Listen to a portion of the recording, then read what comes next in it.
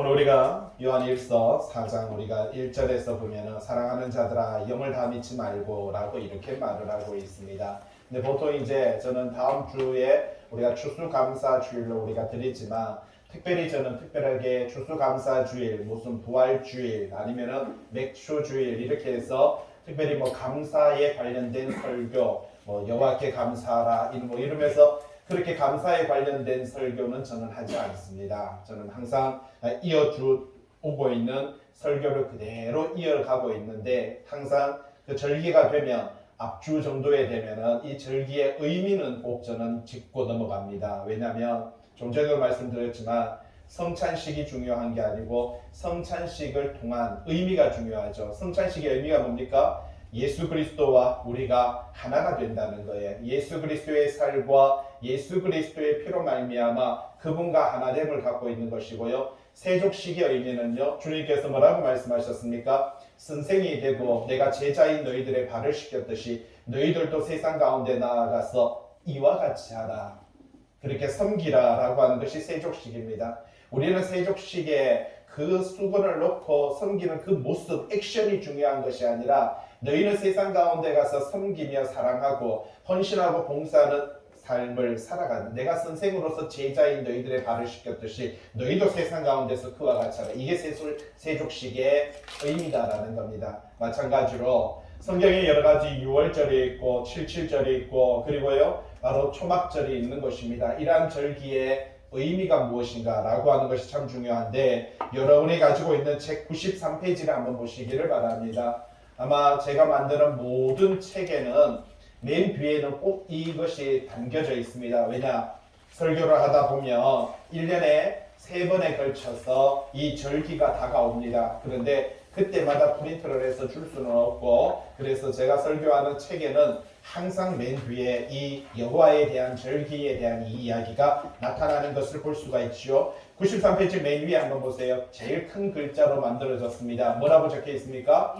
그렇죠. 여호와의 절기라라고 성경은 그렇게 말을 하고 있는 것을 발견할 수가 있다라는 것입니다. 거기 뭐 네모 칸에 1번이 있고 2번이 있는데 거기서 보면 1번에 바로 레위기 23장 3절에 이는 너희가 거주하는 각 지에서 지킬 여호와의 안식일이라. 또 그 바로 위에 보니까 레위기 23장 2절에 이것이 누구의 절기다? 나의 절기들이니 여호와의 절기라 라고 이렇게 말을 합니다. 왜 하나님께서는요 이렇게 절기를 만들고 이렇게 절기를 통해서 이것이 나의 절기다 여호와의 절기다 라고 이렇게 말을 하고 있느냐. 그리고 안식일을 가리켜서 나의 안식일이다 라고 이렇게 말을 하는 이러한 부분들을 우리는 살펴볼 필요가 있다라는 겁니다. 왼쪽에 한번 보시면 바로 92페이지에 보면 이스라엘의 달력과 태양력이 있습니다. 여호와의 절기에 관련된 것인데 거기서 오른쪽에 보시면 작은 글씨로 맨 위에 농사라고 해서 우기 그리고 건기 그리고 우기라고 하는 것이 있습니다. 여러분 이걸 잘 보면 우리나라의 절기하고 우리나라의 어떻게 보면요 이 농사법하고 조금 다릅니다. 이스라엘 사람들의 우기와 우리의 우기는 달라요. 우리가 말하자면 우기 장마철이죠. 장마철이 보통 몇 월입니까? 보통 5월 말, 그죠? 6월, 7월을 가리켜서 우리는 뭐라고 말합니까? 장마다라고 이렇게 말을 하죠. 그런데 이스라엘 백성들에게 있어서 장마는요, 11월과 12월이 장마입니다. 조금 이해되겠죠? 그러면 11월과 12월.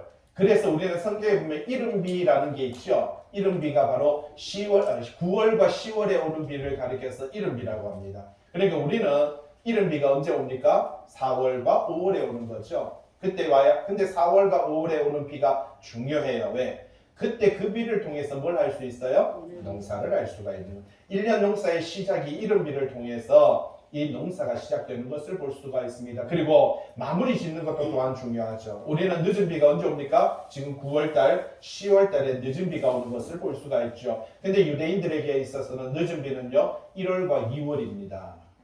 자, 그래서 이 절기를 보시면은 하나님께서 절기를 가만히 보시면은요 방금 말했듯이 결국은요 비가 오기 시작하는 순간부터 비가 그치는 이 말하자면 9월, 10월, 11월, 12월, 1월, 2월까지는 이스라엘 백성들이 뭐 해야 돼요? 농사 지어야 돼요.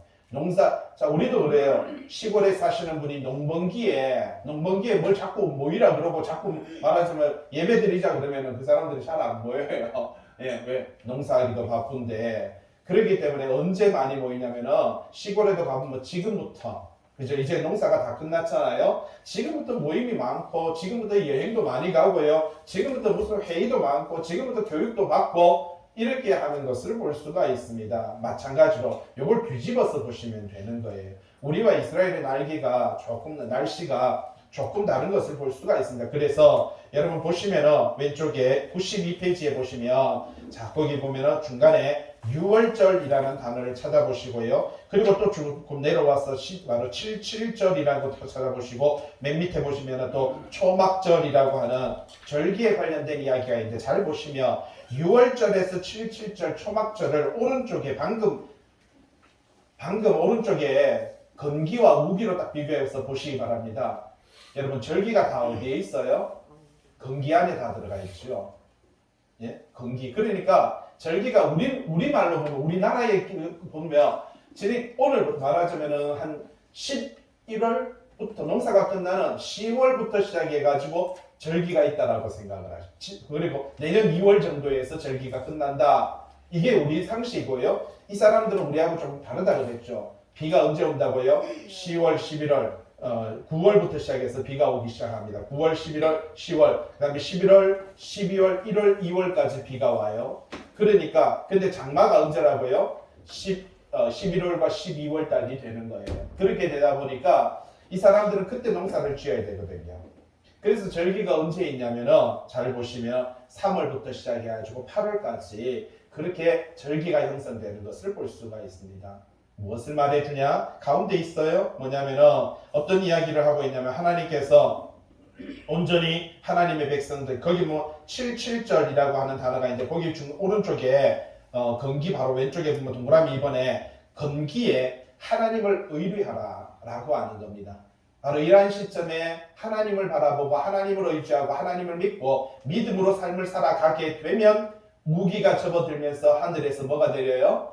비가 은혜의 단비가 내리고요. 하나님께서 바로 말하지만 6개월 동안 하나님의 말씀과 하나님에 대한 규례와 하나님의 뜻대로 잘 살아가는 것을 보고 내가 그렇게 말씀대로 지켜 살아가는 사람들에게 내가 이른 비와 늦은 비를 내가 약속하리라 라고 하는 것이 성경의 내용입니다. 그러니까 그 때가 되면 내가 이른 비를 줄 거다. 여러분 보세요. 우리가 지금 기후가 바뀌면서 4월달이 되는데 5월달이 되는데 농사를 지어야 되는데 4월달에 5월달에 비가 내리지 않으면 농사하는 사람들은 상당히 걱정과 근심에 쌓이는 것을 볼 수가 있습니다. 왜? 비가 내려야 되는 거예요. 파종을 하고 무엇을 심기 위해서는요. 곡식을 심기 위해서 가장 중요한 것이 이 비다라는 것이지요. 그래서 이스라엘 백성들도 농사를 짓기 위해서는 하늘에서 비가 내리는 것을 가리켜서 은혜의 단비. 그래서 하나님께서 이른 비를 약속하신다라는 것은요. 하나님의 약속, 하나님의 은혜의 손길을 그들을 기대하는 것을 가리켜서 말해주고 있다라는 겁니다. 그래서 그러나 그 전에 우리는 절기를 지켜야 된다라고 하는 것이지요. 그래서 여기서 보면은요. 6월절, 77절 초막절이 있는데 중요한 것은 하나님께서 우리가 볼 때 3월달인데 3월달을 가리켜서 출애굽하면서 이스라엘 백성들에게 거기 보면은 92페이지에 니산월이라고 하는 단어가 있을 거예요. 거기 밑에 보시면 여호와께서 말씀하시되 이 달을 너희에게 달의 시작 곧 해의 첫 달이 되게 이게 3월달인데 3월 15일에서 4월 15일이거든요. 그런데 하나님께서는 이 달을 1월로 삼으라 해의 첫 달 그죠? 1월로 삼으라 라고 이렇게 해놓은 거예요. 그래서 옆에 보시면 종교력으로 해서 1월이라고 6월절을 가리켜서 1월이라고 되어 있는 거예요. 하나님께서는 그렇게 바로 출애굽하는 이스라엘 백성들에게 이게 3월달이 3월 15일에서 4월 15일이거든요. 그런데 이 3월 15일에서 4월 15일을 양력으로 3월 15일에서 4월 15일인데 이 날을 하나님께서는 너희는 이 날을 첫째 달로 삼으라. 그래서 유대인들은 이 날을 첫째 달로 삼아요. 예, 왜? 하나님의 말씀대로. 그래서 이때 6월절이 벌어지게 된다는 겁니다. 그래서 6월절은 뭐냐? 오른쪽에 한번 보세요. 6월절이 가지고 있는 의미가 뭐냐라고 하는 것이죠. 자, 오른쪽에 보면 1번, 2번이 있습니다. 2번에 동그라미 1번. 6월절은 양을 잡는 거죠. 유대인들이 애굽에 종살이 하는 시점에서 그들이 탈출합니다. 근데 문설주와 문인방에다가 양을 잡아서 피를 발랐습니다. 마찬가지로 예수 그리스도의 십자가에 예수 그리스도의 피가 올려지는 것을 상징하고 있고요.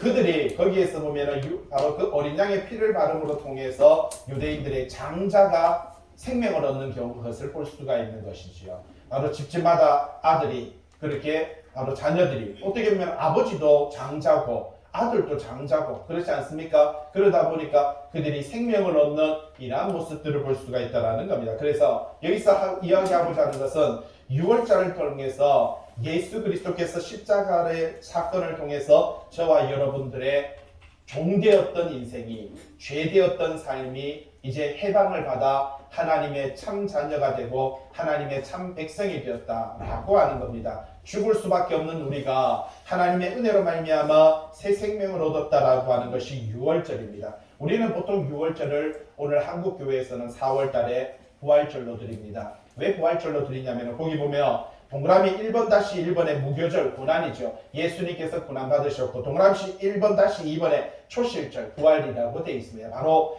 예수님께서 6월절 날 죽으시고 그리고 무덤에 들어가셨다가 3일 만에 부활하셨습니다. 그래서 이 부활절을 우리는 기념하는 것이 바로 오늘날 한국교회에서 부활절을 드리는 의미가 바로 여기에 있습니다. 그래서 우리는 바로 6월절도 중요하지만 부활절도 더 중요하다라고 말하는데 성경에는요 무엇보다 6월절을 지키라. 왜? 예수 그리스도의 죽으심이 여러분 예수 그리스도의 십자가의 피 흘리심이 저와 여러분이 사는 유일한 도구이기 때문에 우리가 구원받을 수 있는 우리가 생명을 얻을 수 있는 우리가 하나님의 자녀 될 수 있는 우리가 하나님의 백성과 나라 될 수 있는 유일한 방법이 예수 그리스도의 십자가의 사건이기 때문에 6월절을 지키라. 이거는 누구의 절기다? 그렇죠. 나의 절기다. 여러분 왜 나의 절기다라고 말했냐면 예수님께서 십자가에 달려 돌아가셨지만 그 십자가에 달려 돌아가시는 그 자리에 하나님도 같이 그 자리에 못이 박히는 겁니다. 왜? 거기서 주님께서는 그 십자가에서 뭐라고 하셨습니까? 나의 하나님 어찌하여 나를 버리시나이까 라고 이렇게 주님께서 외쳤지만 여러분 그 십자가에는요 여러분 아들이 죽는데 아버지가 기뻐서 자기 혼자 돌아다닐 아버지는 없습니다. 분명히 말합니다. 뭐라고 말을 합니까? 그 예수님의 십자가의 그 고통을 하나님도 같이 그 십자가에서 당하시고 성령님도 그 자리에서 같이 그 고통을 당하시는 이 모든 모습들 결국은 예수님께서 십자가를 지시는 것이지만 그 십자가의 사건으로 저와 여러분의 구속의 은혜가 일어났기 때문에 이 예수 그리스도의 십자가 6월절을 어떻게 하라? 지키라라고 이렇게 말합니다. 그로부터 50일이 지나서 바로 77절 77이 49일이 지나고 그 다음날 오순절이라고 이렇게 말합니다. 그래서 거기 동그라미 2번에 보면 77절이라고 이렇게 말을 하고 있는 것을 볼 수가 있죠. 그날 어떤 일이 벌어졌습니까? 성령님께서 강림하셨죠. 그래서 성령 강림절이라고 이렇게 말합니다. 여러분 이거 참 중요한 것은 이것은 뭐냐면 무교절 위에 보시면 1번에 중간에 무교절은요 바로 6월절은 과거의 절기라며 바로 과거에 2000년 전에 예수님께서 바로 하나님께서 성령님께서 십자가에 달리시는 그 은혜로 말미암아 우리를 구원하신 사건이라며 바로 이 77절 그리고 성령 강림절은 현재의 절기인 것입니다. 그러니까 모든 성도들에게 현재이다라는 것이지요. 그래서 성령님과 성도들이 하나가 되어 믿음의 삶을 살아가는 그 절기가 바로 77절인 것입니다. 이게 성령 강림절인 거예요. 우리는 보통 이거를 7월 첫째 주에 뭘 드립니까? 맥주 감사주일로 드립니다. 근데 맥주도 그게 보리맥자잖아요. 보리를 추수해가지고 보리 추수를 하고 옛날에는 보리고개라고 해서 그 보리 추수하기 전까지 바로 한국에는 벌써 이렇게 먹을 것이 없어서 힘든 시기가 있었죠. 요즘 애들한테 그런 보리고개 해서 못 먹었다 그러면 뭐라고 해요? 라면 드시면 되는 거죠. 가지고 가서 빵 사잡죠 이럽니다. 애들이 이해가 안 되죠. 그때는 먹을 것이 정말 없었던 시대인 것이죠. 그런데 그 첫 열매 보리를 추수하고 그 보리 추수함을 감사합니다. 그래서 예수 그리스도의 첫 열매 되심을 감사하고 또한 그로 통해서 예수 그리스도가 첫 열매 되셨듯이 우리도 예수 그리스도 안에서 첫 열매가 되는 거예요. 그러니까 우리도 성도가 되고 우리도 하나님의 백성이 되고 우리가 하나님의 자녀가 된다라고 하는 겁니다. 여러분 하나님의 백성 되고 하나님의 자녀 되었으면 백성답게 살아야 되고요. 자녀답게 살아야 되는데 그게 뭐라고 말합니까? 성령으로 말미암아 성령님께서 임재하셨으니까 성령으로 말미암아 살아야 되는데 그때는요 성령의 열매를 맺으라라고 이렇게 말합니다. 성령의 열매가 뭐라고요? 사랑, 희락, 화평, 오래 참음, 자비. 뭐 뒤에 기억 안 나면 다 잊어버려도 좋아요. 왜냐? 성령의 열매는 사랑과라고 했는데 여러분 사랑과 그러니까 사랑이라는 과일 안에는 사과라는 과일 안에는 뭐가 있어요? 단백질이 들었고 무기질이 들었고 여기에는 여러 가지 비타민이 들었고 뭐 이렇듯이 마찬가지로 사랑이라고 하는 것 안에는요 뭐가 있어요? 사랑하면 기뻐요. 여러분 사랑하는 사람은 기뻐요. 사랑하면요 화평하게 돼요. 사랑하게 되면요 오래 참을 수도 있어요. 사랑하면요 정말 자비롭습니다. 사랑하면은요 서로에게 선을 베풀어요. 사랑하면은요 최선을 다하죠. 사랑하면 온유하게 되고요. 사랑하는 사람은요 감정과 성격의 절제를 할 줄 압니다.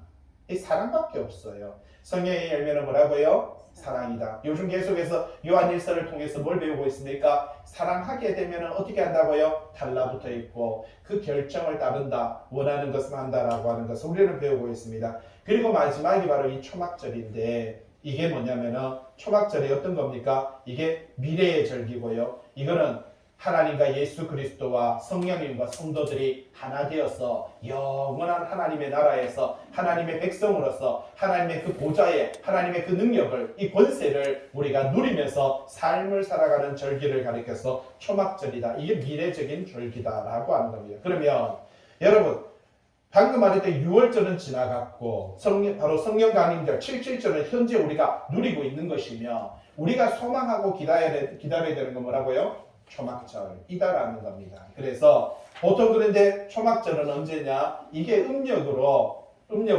유대인들은요 음력으로 7월 15일이 초막절이거든요. 근데 유대인들의 음력이 우리보다 한 달이 빨라요. 유대인들의 7월 15일과 우리 한국의 8월 15일이 똑같은 날입니다. 그래서 유대인들은요 음력으로 7월 15일을 초막절로 드리는데 한국은 음력으로 8월 15일을 뭘로 드리나요? 추석으로 드리는 거죠.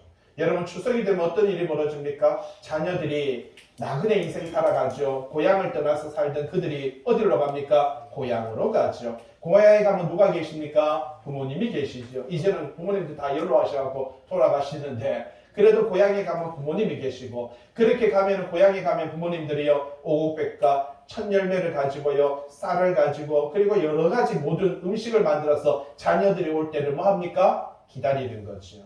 무슨 의미냐면 우리가 이 세상에 살아가는 게 나그네 인생인데 이 나그네 인생을 마치고 하나님 앞에 가게 되면 아버지 되시는 하나님께서 풍요함과 감사함으로 우리에게 모든 것을 준비하고 우리를 기다리는 그 절기가 무슨 절기다? 초막절이다. 이렇게 말을 합니다.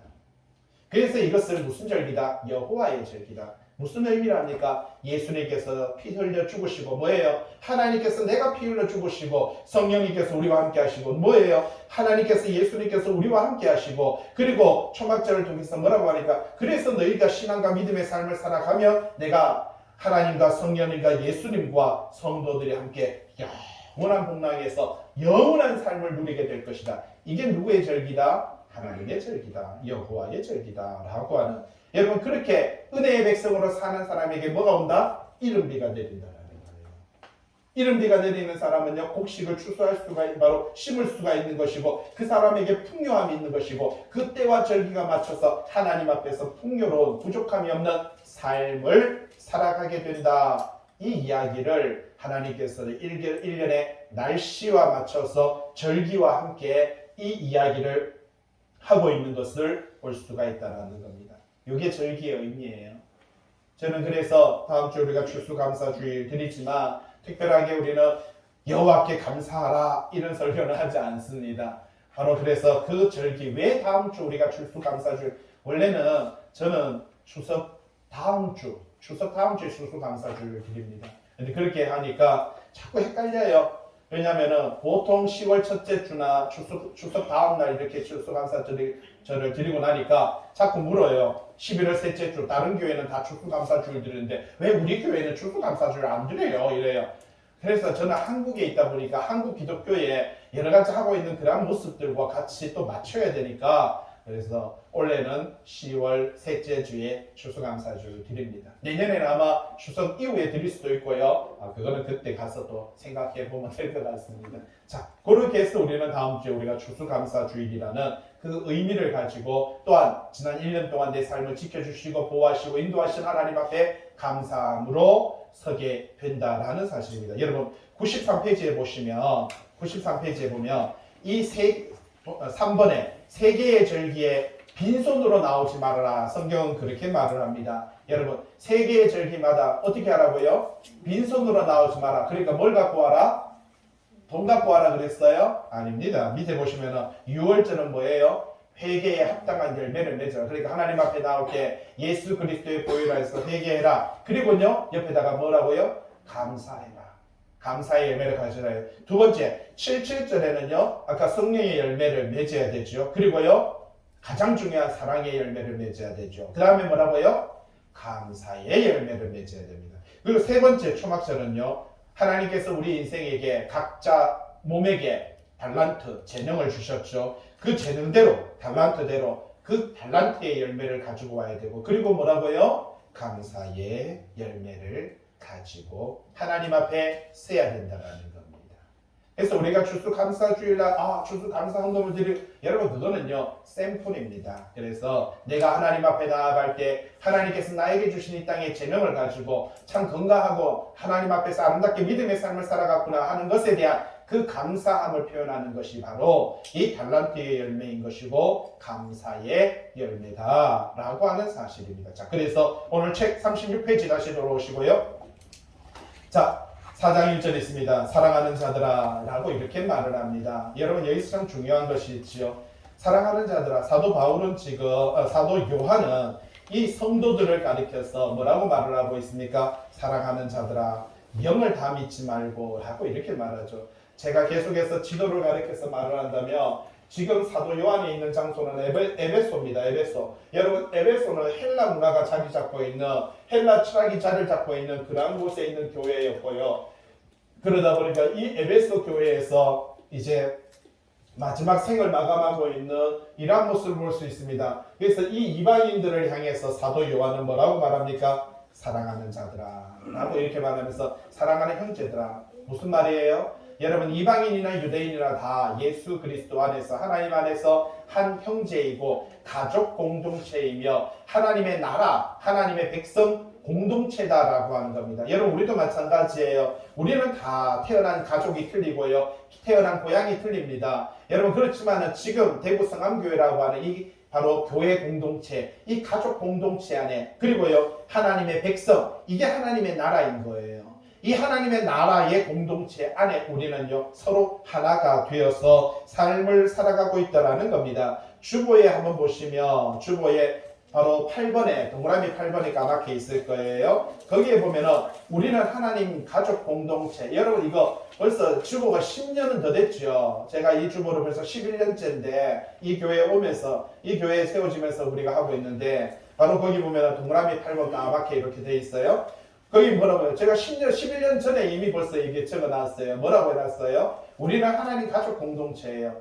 천국에 가면 누가 있어요? 성부 하나님과 성령 하나님과 성자 하나님이. 그리고 가정에서는 누가 있다고요? 아버지가 있고요. 어머니가 있고 자녀가 있어요. 교회 가면은 누가 있다고요? 성도. 바로 장로님도 계시고 권사님, 지사님. 그런데 잘 보세요. 성도의 역할이 색깔을 보세요. 무슨 색깔이에요?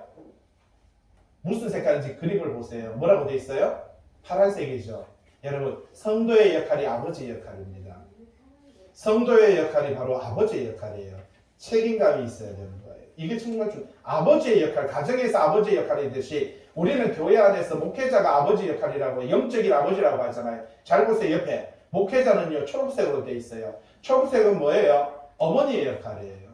여러분 가정에서 어머니가 하는 게 뭐예요? 청소도 하고 빨래도 하지만 음식을 해가지고 뭘 합니까? 살림을 살죠. 여러분 살림이라는 뜻과 있고요. 살림이라고 하는 뜻이 있습니다. 여러분 살림과 살림이 있어요. 살림을 잘 해서 가정을 잘 살리면 남편도 살리고 아이들도 살리고 그게 누가 하는 거라고요? 아내가 하는 거죠. 엄마가 하는 거죠. 교회도 마찬가지예요. 여러분들이 먹을 수 있는 영적인 말씀을 제공하고 그래서 영적으로 살리고 교회의 살림을 잘 살아서 교회를 평화롭게 유지하는 게 이게 누가 해야 되는 거라고요? 이 목회자가 해야 되는 거예요. 이 제가 말하는 건 역할론을 말합니다. 그래서 교회 안에서 저는요, 우리는 보통 뭐 다른 교회에서는 목사님을 가리켜서 영적인 뭐라 그래요? 아버지. 그래 놓고 뭐 1년에 한 번씩 목 잘라보고 나이 들면 은퇴시켜 보고 예? 아니 아버지는 맨날 목 자르고요. 맨날 은퇴시켜 보고 기분 내키면 바꿔 보고 이게 무슨 아버지입니까? 예? 그렇진 않죠. 어머님들은 바꿔도 된다 그 뜻은 아니에요. 그건 아닙니다.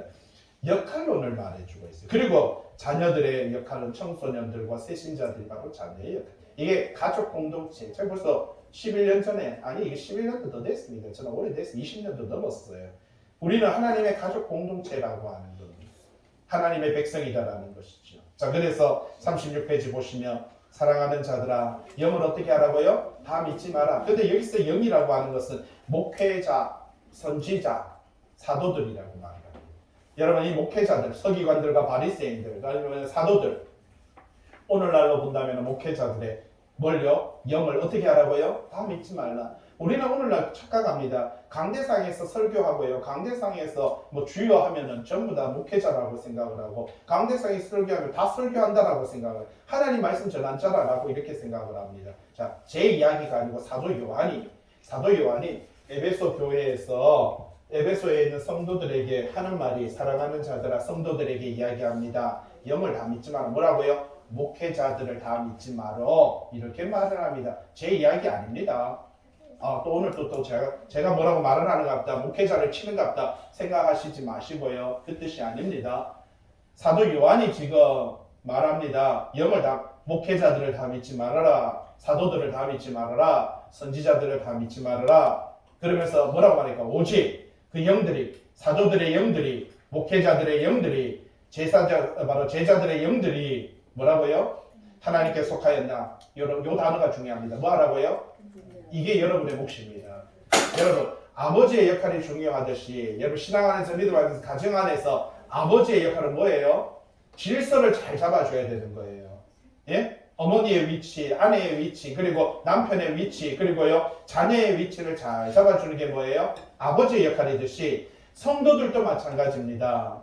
여러분들도 분별할 수 있어야 돼요. 뭐냐면은 내가 말씀을 들어보고 이 말씀이 옳은 말씀이냐, 하나님의 말씀이냐, 하나님의 말씀이 아니냐, 이걸 분별할 수 있는 능력이 여러분에게 있어야 되는 거예요. 그래서 여러분들의 신앙과 믿음은요 성숙되어야 되는 겁니다. 어린아이의 믿음이 되어서 항상 늘 기저귀 채워주고 어린아이 같이 그냥 받아먹기만 하는 그 신앙과 믿음이 아니라 여러분 성숙된 신앙과 믿음이 참 중요합니다. 과거에는 옛날에는 아버지들이 주방에 들어오면은 어떻게 해요? 못 떨어진다고 그랬어요. 맞죠? 남자가 주방에 들어오면 안 된다라는 게 옛날 어른들의 모습이에요. 요즘 우리 장모님이 우리 집에 와서 이렇게 보시면 제가 이렇게 주방에서 음식 만들고 참 희한하네 하면서 주방에서 음식을 만들고 뭐 반찬도 만들고 이렇게 여러 가지 같이 하고 주방에서 일을 같이 돕고 하면은 참 옛날에는 이런 게 없었는데 시대가 바뀌었고요 세월이 바뀌었습니다 라고 그렇게 말을 합니다. 마찬가지로 무슨 말을 하냐면 좀 전에 말씀을 드렸지만 여러분들은 하나님의 가족 공동체, 하나님의 나라 공동체에서 여러분의 역할은 아버지의 역할입니다. 그렇다면 여러분들은 귀로 듣고 눈으로 보고요 생각하고 판단하셔야 됩니다. 임상광이라는 사람이 지금 역할론으로 보면은 말씀을 전하는 어머니의 역할을 하고 있고 영적인 말씀을 매기는 이 역할인데 여러분들은 말씀을 들으면서 이 말씀이 옳은 말씀이냐 옳지 않은 말씀이냐 분별을 해야 됩니다. 음식을 딱 만들어 놓으면은 젓가락을 딱 들고 음식을 딱 들고 딱 먹었더니 제일 처음에 뭐라 그래요? 짜다 이래 그죠? 입맛에 맞다 아니면 좋다 여러 가지 평가를 하죠. 마찬가지입니다. 여러분들은 말씀을 들으면서 이 말씀이 옳다 옳지 않다 그러면은요 아멘 하면서 맛있어요 라고 표현을 하는 거예요. 그러나 이 말씀을 듣고 이 말씀은 제가 참 난해해요. 맛이 정말 아리까리해요. 예? 이게 쓴맛인지 단맛인지 새그런 맛인지 모르겠어요. 이거 좀 더 설명해 줬으면 좋겠어요. 라고 하면은 그 맛을 좋은 맛으로 또 여러분이 원하는 맛으로 바꿀 수가 있다는 사실입니다. 그게 분별이라고 하는 것이에요. 왜? 왜 그렇게 해야 되냐? 그 뒤에 있습니다. 많은 거짓 선지자가 뭐라고요? 세상에 나왔습니다. 라고 그렇게 말을 하고 있는 것을 볼 수가 있다는 것이지요. 여러분 한국 교회도 동그라미 이번에 한번 보세요. 예, 영을 다 믿지 마라 라고 이렇게 말합니다. 근데 거기 강조 점점 해놨어요. 어떻게 하라고요? 믿는 것을 어떻게 하라? 중단하라. 여러분 믿는 것을 뭐 하라고요? 중단하라. 여러분 현재 여러분의 믿음, 지금까지 지난 40년 동안 믿어왔던 여러분의 신앙, 여러분의 믿음을 뭐 하라? 중단하시기 바랍니다. 여러분 이게 무슨 말이에요? 내가 40년을 신앙이라고 믿어왔고 내 신앙과 내 믿음이라고 생각해왔던 이것을 뭐라고 해요? 성경은요? 중단해라. 여러분 계시록에 보면 사도 요한이 계시록에 하나님께서 천사를 통해서 성도들에게 내 백성아 거기서 나오라라고 말합니다. 여러분 나오라. 왜? 그 멸망에 가증한 것들이 교회 안에서 가득 찼어 정신을 못 차리고 있는 그 시점에 하나님께서는요 내 백성아 거기서 어떻게 하라? 나오라. 여러분 사랑하면은 그 결정을 따르고요 그 말을 듣습니다. 근데 사랑하자 하나님께서 하나님을 사랑하며 나오라 했을 때 어떻게 해야 됩니까? 순종하고 나와야 되는데 잠깐만요. 내가 지난 40년을 나는 제가 생각할 때 내가 이게 맞다고 생각해. 당신 잠깐만 기다려보세요. 하나님 절로 물러가시고요. 내가 40년을 살아왔고 내가 40년 입었던 내 옷인데 이거 어떻게 벗고 나가라고요? 못하죠. 잠깐만 있어보세요. 좀 더 생각 좀 더 해보고요. 성경은 그 기회를 두지 않습니다. 나오라고 합니다. 오늘도 마찬가지예요. 뭐라고 말합니까? 영을 다 믿지 말고 믿는 것을 어떻게 하라? 중단하라. 지금까지 내가 신앙생활 해왔던 거, 내가 지금까지 옳다라고 생각했던 것들을요, 여러분 멈춰야 될 때가 있습니다. 생각을 멈추고요, 내 행동을 멈추고요, 내 믿음을 잠시 멈춰야 될 때가 있습니다. 그리고 내가 과연 말씀대로 서고 있는가, 내 자신을 뭐하라? 분별하라. 여러분 분별하는 것이 정말 중요한 거예요. 믿음을 보세요. 동그라미 이번에 믿는 것을 중단해라. 분별해라. 경고성입니다. 여러분 경고예요. 하지 않으면 버려지는 거예요. 하지 않으면 잘리는 거예요. 예? 사랑하면 하나님을 사랑하면 순종하고 순종하지 않는 거 이거밖에 없다라는 사실입니다. 두 번째 줄에 오른쪽에 보세요. 무슨 신령한 운동. 여러분 이거 보세요. 과거에 얼마나 한국 교회가 능력의 종, 기적의 종, 와 보라. 아우 저도 포스터 그거 많이 붙였어요. 우리 교회가 그걸 많이 해가지고 저도 얼마나 포스터 교회들마다 돌아다니면서 능력의 종, 기적의 종, 와 보라. 이 포스터 저도요 돌아다니면서 얼마나 이 포스터 붙였는지 모릅니다. 붕괴할 때마다 이거 붙였어요. 저도. 이런 신령한 운동이다 아니면 영적 운동이다 하면 미혹당하는 이 어리석은 것은요 옛날이나 지금이나 별반 다름이 없다라는 겁니다. 교인들이 이걸 구분이 안 돼요. 좀 전에 말했죠. 강대상에 서서 설교만 하면 양복만 입으면은요 전부 다 우리는 목사라고 생각을 하고 여러분 그렇게 생각합니다. 근데 양복 입은 무당들이 얼마나 많은지 이게 가장 가슴 아프고 답답한 일이다라는 사실입니다. 동그라미 한번 보세요. 오직 영들이 여러분 목회자들이 말씀 전하는 사람들의 그 영들이 누구에게? 하나님께 속하였나? 뭐 하라고요? 분별하라. 잘 보세요. 어떻게 분별하는데요? 아니 이때까지 2장과 3장 다 했잖아요. 우리 여러분 이때까지 하나님을 사랑하면 누구에게 붙어있고 하나님께 붙어있고 하나님께서 원하는 것을 하면 하나님께서 원치 않는 것을 한다. 계속해서 우리가 2장과 3장을 그 안에 거하는 것, 그분 안에 행하는 것이 무엇이냐? 이거 계속 2장과 요한일서 2장과 3장을 통해서 계속 우리가 배웠잖아요. 우리가 빛 가운데 거하고 빛 가운데 행하며 말씀을 지키고 그분 안에 산다. 그분 말씀대로 행한다. 형제를 사랑한다. 어쩌면 다 했잖아요. 그걸로 분별하라는 거예요. 이제부터 다시 배우는 게 아니고 벌써 2장 요한일서 1장, 2장, 3장으로요. 다 이야기 지금 4장 넘어가고 있잖아요.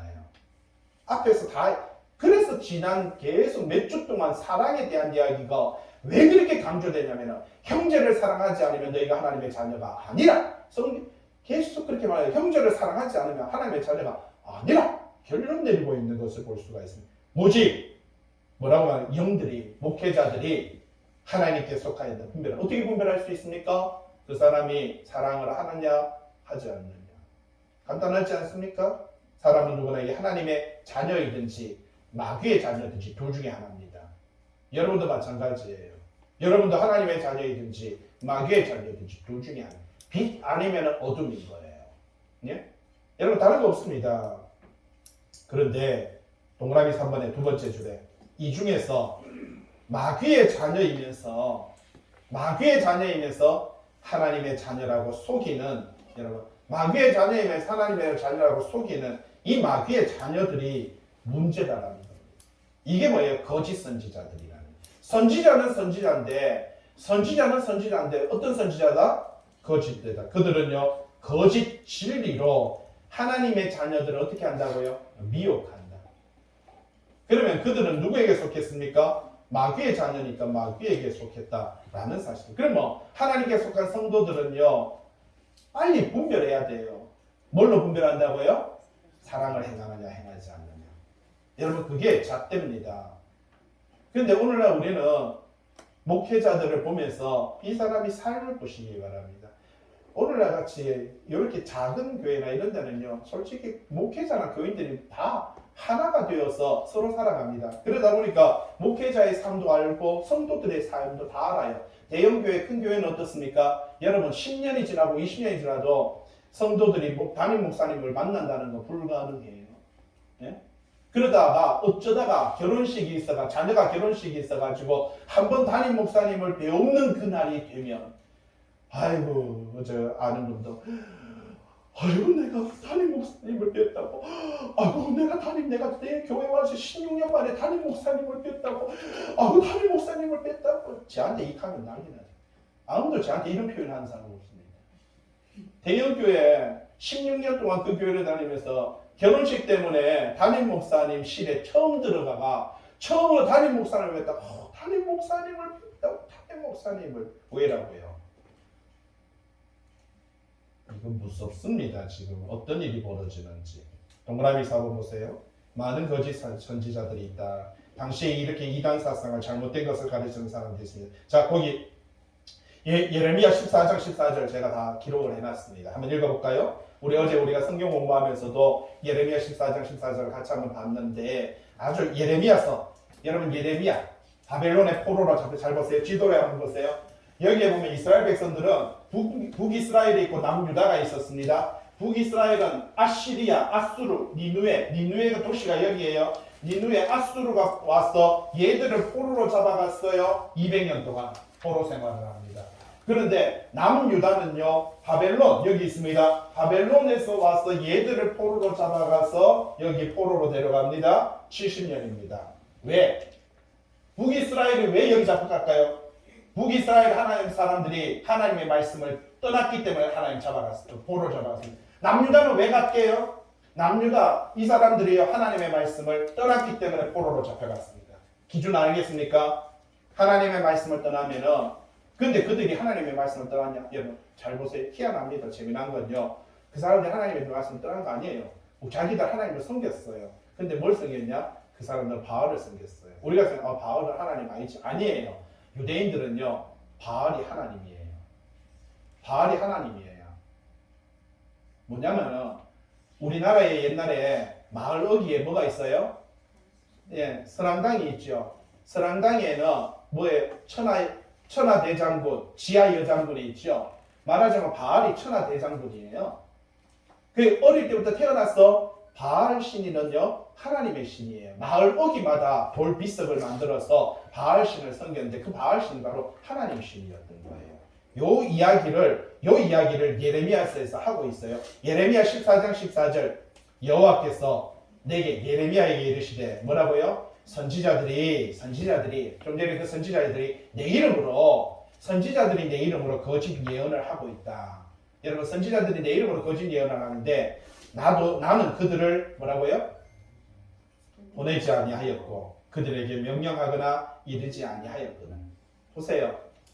선지자들이 하나님의 이름으로 복음을 전하고 강대상에서 예수 그리스도를 전하고 있는데 설교를 하고 있는데 그 거짓 예언을 하는데 나는 그들을 뭐 했다고요? 보내지 아니했고 내가 그들에게 뭐라고요? 명령하거나 이르지 아니하였거든. 그들이 어떻게 합니까? 거짓 계시. 여러분 거짓 계시와 그 다음에 뭐라고요? 점술, 무당들입니다. 여러분 사주팔자, 성명학을 통해서 이름을 부르면서 옛날에 한때는 그런 적이 있었습니다.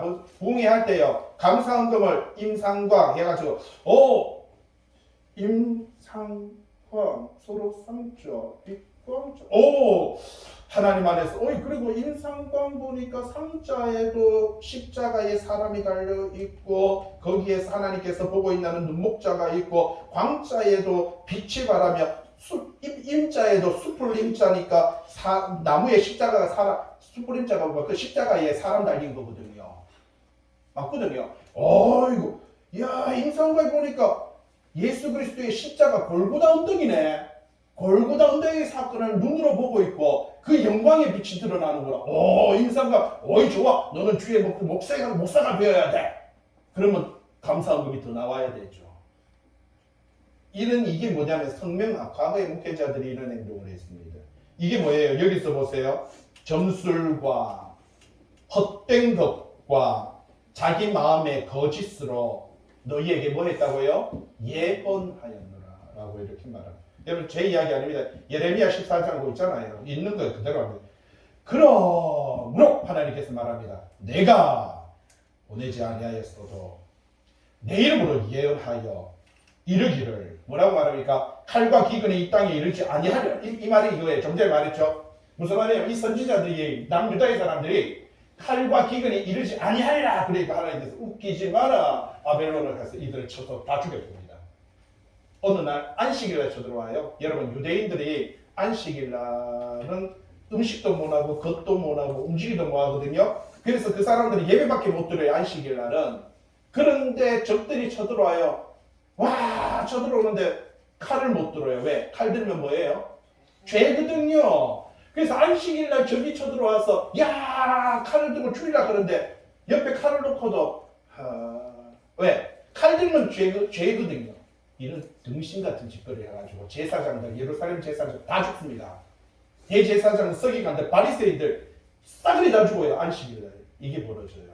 그리고는 백성들은 다 끌려가죠. 그게 오늘 말씀입니다. 보세요.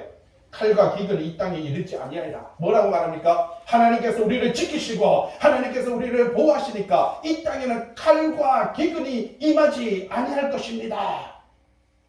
이 헛소리하고 있어요. 하늘 선지자들에 대해 여호와께서 이같이 말씀하세요. 그 선지자들은 칼과 기근에 멸망할 것이다. 다 죽어요. 그 다음에 예레미야 23장 32절에 보세요. 여호와의 말씀이니라.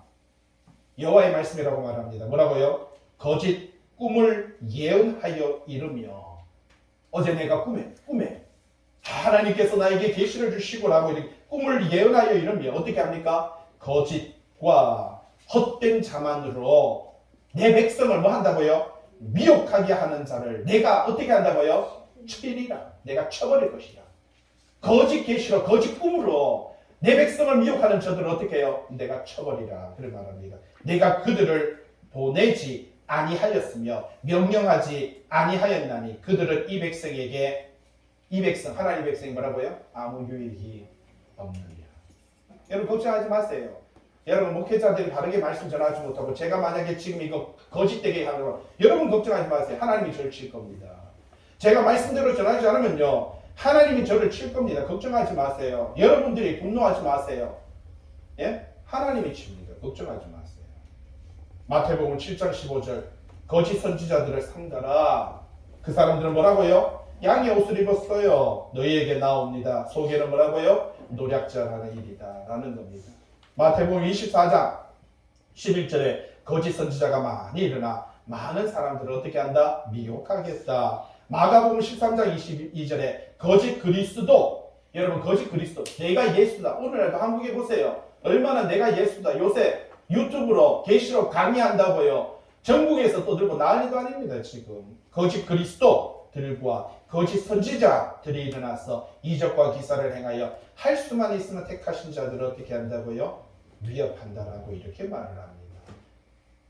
마귀는 우는 사자와 같이 두루다니며 같이 지옥에 갈 사람들을 찾아서 돌아다닙니다. 왜 그렇게 합니까? 여러분 하나님이 사랑하는 사람을 데리고 지옥을 가면은 가장 가슴 아픈 분이 누구예요? 하나님인 거예요. 내가 사랑하는 사람, 우리 그런 거 있죠. 막 싸우다가 보면은, 야이 너희 엄마 욕하면 어떻게 합니까? 야이 씨, 내 욕하는 건 괜찮은데 우리 엄마 욕하는 건 안 돼. 야이 이 10원짜리야 이러면서 싸웁니다. 하나님도 마찬가지예요. 하나님이 가장 사랑하는 사람, 그 사람, 하나님이 세상을 이처럼 사랑하사 하물며 독생자를 희생시켜서까지 우리를 뭐 했다고요? 사랑합니다. 하나님은 사랑을 행동으로 보여주셨어요. 내가 너희들을 얼마나 사랑하는지 내가 보여줄게. 어떻게 보여줬습니까? 내 독생자가 아니에요. 본인입니다. 자기 자신이에요. 자기 말씀이 육신되어 왔잖아요. 본인이 말씀이 육신되어 오신 분이 예수 그리스도잖아요. 그러니까 내가 너한테 내 사랑 보여줄게. 어떻게 보여줬습니까? 죽으면서. 그리고는요, 피 주고 값 주고 우리를 샀어. 우리를 뭐라고요? 자녀 삼았어. 이게 내 사랑이야. 내 사랑의 행동을, 그분의 행동을 보이는 거예요. 사랑에 대한 것을 정확하게 보여주고 있다는 사실입니다. 그래서 끊임없이 사탄은요, 성도들을 괴롭힙니다. 우리가 미혹되게 해요. 우리가 타락하게 만들어요. 우리가 지옥 가게 만들어요. 자기만 혼자 지옥 갈 수 없으니까 물귀신 작전으로 우리 데려가려고 해요. 그 교회 안에도요, 거짓 선지자들을, 이 사도들을, 거짓된 자들을요, 이 대제사장들, 서기관들, 바리새인들이 돈에 물질에 물들어서 정신을 못 차리게 해요. 그래서 성도들을 자꾸만 잘못되게 가르치게 해요. 그렇게 해서 성도들이 타락하게 되는 것을 발견할 수가 있다는 사실입니다. 그래서 성도들을, 그들을 어떻게 합니까? 데리고 지옥으로 같이 가는 거예요. 그럼 가슴 아파하시는 분이 누구예요? 하나님입니다. 여러분 혹시 여러분 천국 가면은 우리 아버지가 우리 엄마가 지옥에 갔어. 아이고 나는 천국이 아니에요. 착각하지 마세요. 여러분은 가슴 한 개도 안 아파요. 예, 여러분의 영혼과 여러분의 엄마의 영혼은 철저하게 객관적입니다. 진짜 가슴 아파하시는 분은 하나님이지. 여러분들은요. 솔직히 지금 보세요. 아버지 엄마 다 돌아가셨는데 뭐 요새 생활하는데 불편하신가요? 예, 장례식 날 그날만 눈물 찔끔 한번 아이고 몇 번 했지. 그리고는 뭐 무덤 보고 돌아오면은 밥 먹으러 가잖아요. 그리고는 빨리 동계산하자 그러잖아요. 여러분 우리 그렇게 처절하게 막 가슴 아프고 지옥 갔는데 내가 뭐 가슴 아프고 힘들고 그렇지 않아요. 우리보다 정말 힘들어하시는 분 하나님입니다. 한 영혼이 다 하나님으로부터 왔거든요. 여러분 한 영혼이 전부 다 하나님으로부터 왔는데 다 하나님이거든요. 다 하나님의 것이거든요. 우리가 그래서 하나님을 아버지라고 말하거든요. 근데 그 영혼들이 다시 돌아와야 되는데 내 영혼이 나에게 내 자식이 나에게 돌아왔는데 나에게 안 돌아가고 다 마귀에게 꼬시킴을 받아가지고 그 마귀의 그 거짓 선지자들, 적그리스도 같은 이 저 인간들, 더러운 놈들한테 다 미혹받아가지고 유혹당해가 다 지옥 가니까 가슴 아파하는 건 하나님이지. 예? 여러분은 아닙니다. 철저하게 여러분들 가보면요, 객관적이에요. 아주 객관적이죠. 서로 이 땅에서 형제, 자매, 부부 아무 의미 없습니다. 객관적이에요. 가서 그냥 인사하면 돼요. 이정수 씨 반갑습니다. 임상화 씨 고마웠어요. 당신 때문에 내가 여기서 그때 당신 못 만났으면 나 진짜 하나님 몰랐어요. 그때 그 설교 때문에 내가 충격받고 여기 왔잖아요. 예? 여러분 그러한 믿음의 삶을 사시고 이 거짓 선지자 때문에 미혹되어 타락하는 자, 지옥 가는 자가 되지 마시고 말씀 안에서 참 사랑을 실천하고 형제 사랑과 섬김으로 나아가는 저와 여러분 되시길 주님의 이름으로 부탁을 드립니다. 기도합니다.